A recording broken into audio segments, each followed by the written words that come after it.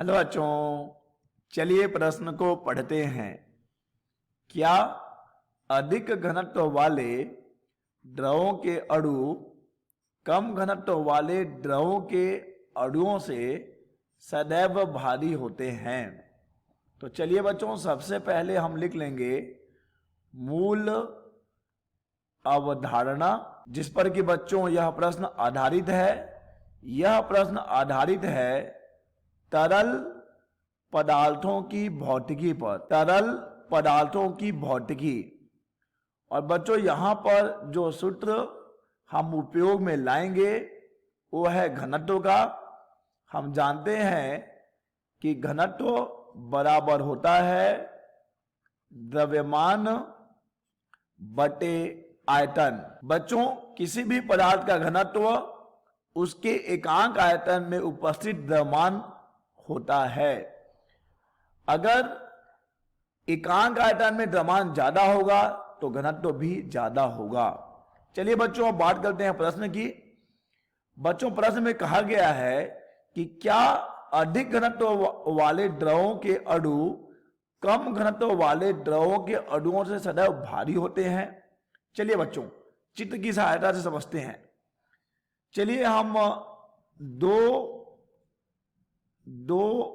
जो है द्रव लेते हैं और हम दोनों द्रवों का एकांक द्रव्यमान ले रहे हैं। यह है हमारा द्रव नंबर 1 और बच्चों यहां हमने ले लिया द्रव नंबर 2। ठीक है बच्चों। बच्चों देखिए किसी भी द्रव का घनत्व दो बातों पर निर्भर करता है।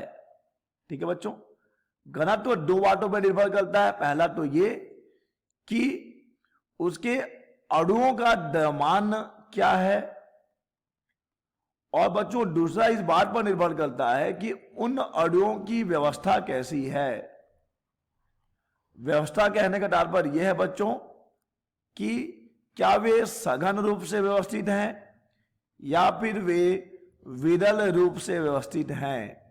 ठीक है बच्चों, चलिए समझते हैं चित्र की सहायता से। हम ये मान लेते हैं कि हमारा जो पहला द्रव है इसे चलिए हम L1 से दिखा रहे हैं और इसे हम L2 से दिखा रहे हैं। तो मान लीजिए जो हमारा द्रव L1 है उसका घनत्व ज्यादा है और L2 का घनत्व कम है। तो क्या ये आवश्यक है कि जो हमारा पहला द्रव होगा उसके अणुओं का भार हमारे दूसरे द्रव के अणुओं से ज्यादा ही होगा? तो बच्चों इस प्रश्न का उत्तर है नहीं, बिल्कुल भी नहीं, क्योंकि घनत्व केवल अणुओं के द्रव्यमान पर निर्भर नहीं करता। ठीक बच्चों, वह निर्भर करता है अणुओं की व्यवस्था पर भी। बच्चों मान लेते हैं कि जो हमारा पहला द्रव है उसके अणुओं का द्रव्यमान कम है, लेकिन उनकी जो व्यवस्था है वो बहुत सघन है, वो एक दूसरे के बहुत पास पास व्यवस्थित है। तो ऐसे में क्या होगा बच्चों कि पहले द्रव के एकांक आयतन में जो कुल द्रव्यमान ज्यादा आएगा, अतः इसका घनत्व भी ज्यादा होगा। लेकिन देखिए अगर हम प्रति अणु द्रव्यमान की बात करें, अच्छा अभी हमने दूसरे द्रव की बात नहीं की, चलिए दूसरे द्रव बना लेते हैं। मान लिया दूसरे द्रव के अणुओं का द्रव्यमान ज्यादा है, लेकिन इनकी व्यवस्था कैसी है बच्चों? इनकी व्यवस्था विरल है। इससे क्या होगा बच्चों? विरल होने से इनके एकांक आयतन में जो इस द्रव का कुल द्रव्यमान आएगा वो कम हो जाएगा, जिससे कि इनका घनत्व भी कम हो जाएगा। लेकिन जो हमारा पहला द्रव है इनके अणुओं का द्रव्यमान तो कम है, लेकिन इनकी व्यवस्था क्या है बच्चों? बहुत सघन है, जिससे कि इनके एकांक आयतन में जो द्रव्यमान है वो ज्यादा है, जिससे कि उनका घनत्व भी ज्यादा है।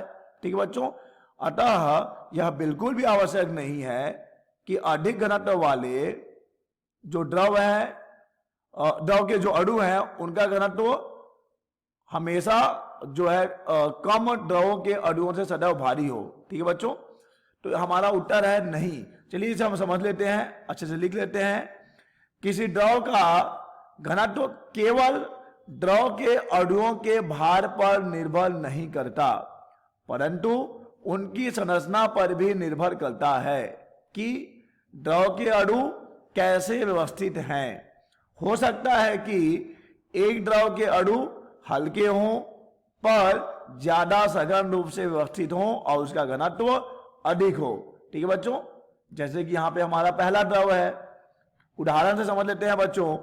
उदाहरण के लिए तेल के अणु पानी की अणु की तुलना में ज्यादा भारी होते हैं, परंतु तेल के अणु विरल रूप से व्यवस्थित होते हैं।